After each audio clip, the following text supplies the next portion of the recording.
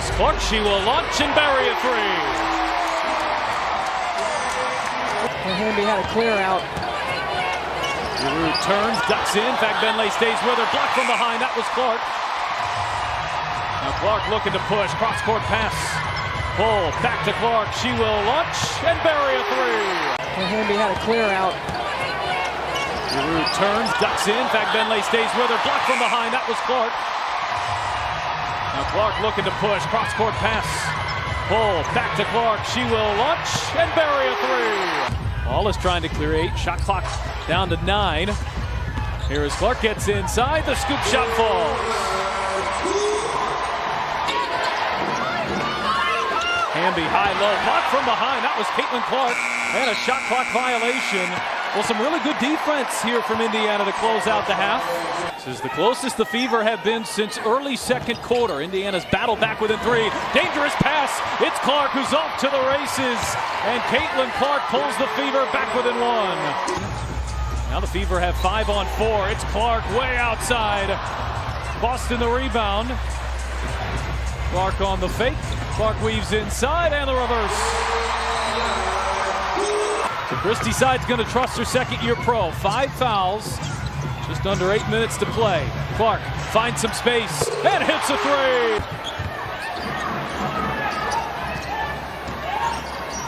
Brink lobbing it inside. Hamby denied. It's 22, Caitlan Clark. It's your brother Van Silk. Rock Bottom Sports. WNBA ballers. That's right. Reporting on the WNBA. Used to go to a lot of the games, like I say in my other posts, and used to represent some of the players. But I'm back on it again. I got to get my database and history. So I'm going to start interviewing some former players. Yeah, reaching out. We're going to talk about it. So, watching the game last night with the LA Sparks and IndianaFever. I did buy WNBA League Pass, $12.99 a month. Why not? Support the women. In order for me to keep up, I have to watch the games. I'm gonna be honest, those are the 2 worst teams besides the Mystics in the WNBA. And to be honest, this was the first time I see Caitlan Clark really play an all-around game last night. How you doing? Not because she scored 30 points defensively. 3 steals, 3 blocks. She was hustling. You'll excuse me for a second. She was hustling last night. I'm not going to take nothing away from this young lady. But she also had 7 turnovers. I think she had 6 assists, 5 rebounds. 30 points, still can't win. Don't blame it on the coach. Gotta blame it on the players. The coach, Saj, is doing a good job for what she has. Nobody was talking about firing her last year. Why fire her this year? Who you gonna get? It's not gonna improve nothing. Now, it was a time that in the first half, or if it was the third quarter, she sat Caitlan for like 2 minutes, but would you expect her to play 40 minutes a game? It's impossible. Everybody got to rest. Next man up, next woman up.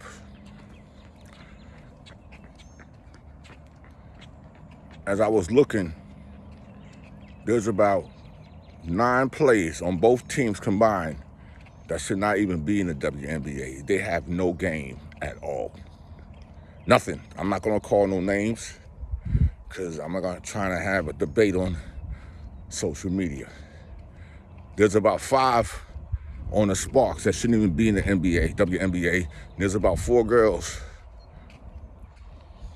that shouldn't even be in the WNBA. I don't know how or why, They are in the WNBA, but there are players that's been cut from the rookie class this year. Even the girl, what's her name, Fair from the Aces, she belongs on the team. Okay?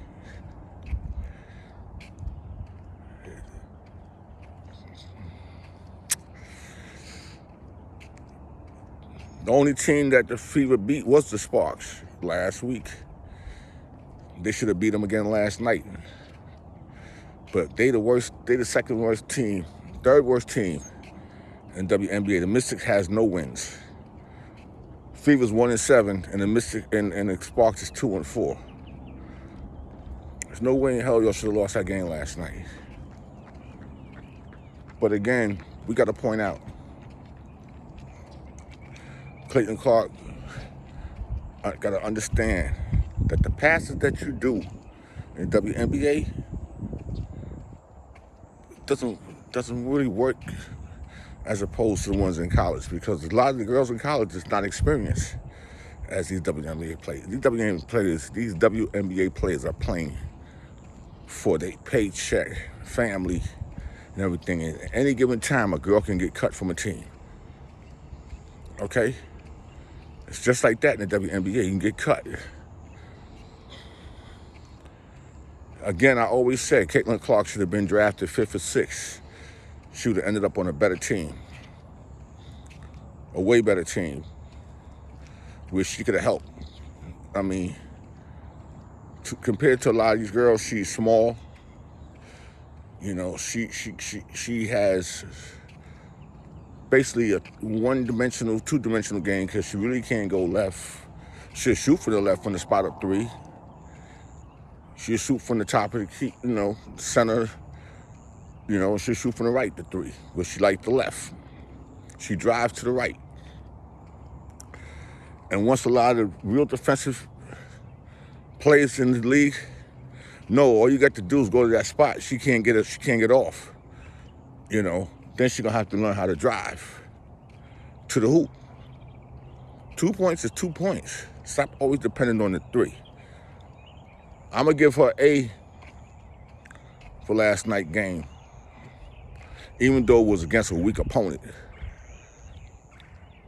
I don't know who they play next. I gotta look at the schedule. But like I said, she definitely was the best player on the team. And she need to thank Mitchell for hitting them shots. Mitchell definitely is balling. But I see the Fever winning probably no more than 5 games this year. Maybe 6. Even if they can make a trade or pick up one of the players or 2 of the players that are better skilled, and you might have to let somebody on the team go. This is a business. It ain't about no feelings. At the end of the game, Caitlan Clark went to the foul line like 3 times, so that was 6 points. Or 5 points because she missed a free throw. But, all I hear online and see online, oh, she scored 30 points. Nobody's mentioning the 7 turnovers. Them 7 turnovers mean a lot. 6 rebounds, 5 assists, yeah, because you float around on defense.